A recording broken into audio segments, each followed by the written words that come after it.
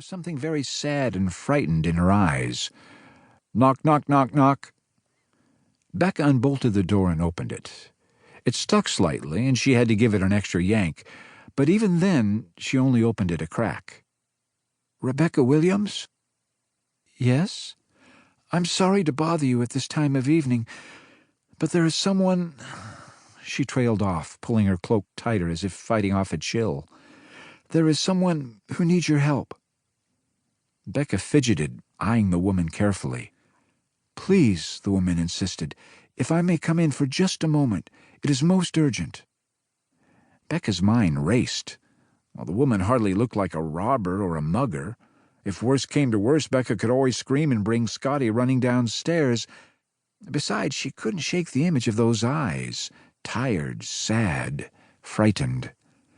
It was against her better judgment, but Becka opened the door. The woman nodded a grateful thank you and stepped into the entry hall.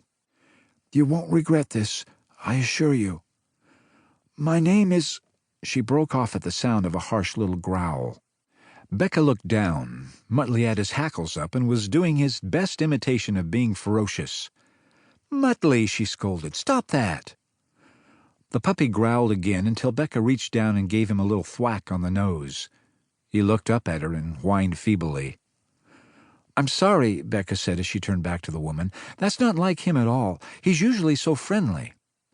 "It does not surprise me," the woman answered, keeping a wary eye on the animal. "I am afraid he senses it too." "Senses it?" Becka asked. Now normally she would have invited the stranger to have a seat, but at 1:30 in the morning the woman had a little more explaining to do. "What exactly does my dog sense?" The woman pulled back her hood and shook out her hair. It fell past her shoulders, long and beautiful. She extended her hand. "My name is Priscilla Bantini. We have not met officially, but we have many friends in common. I am the owner of the Ascension Bookshop."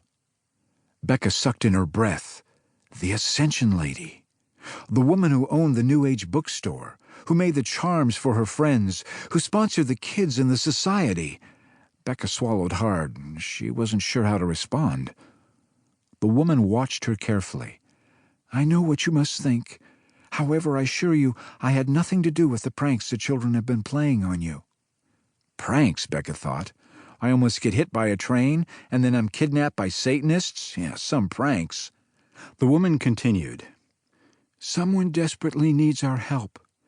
They've been calling upon me, begging for my assistance, but I have neither the strength nor the power." "I'm sorry," Becka shook her head. "What are you talking about?" "Someone needs help."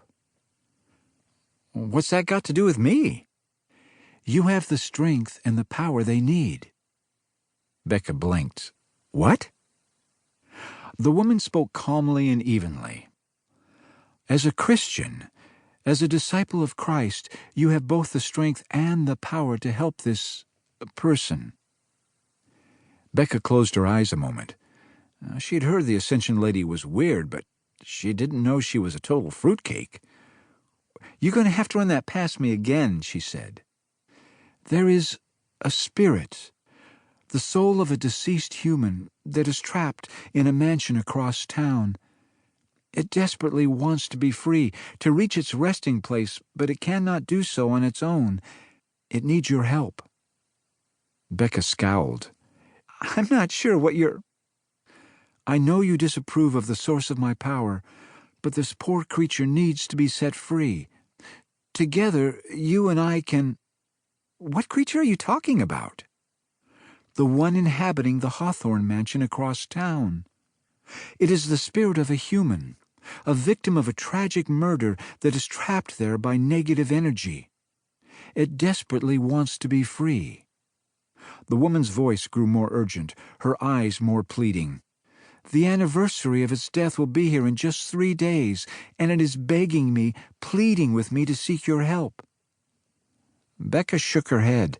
"I still don't understand. How am I supposed to be able to help?" "According to my charts, the anniversary of the murder is in conjunction with a unique alignment of planets. This Friday, April 21, is when the spirit can make its escape. This is when we can..."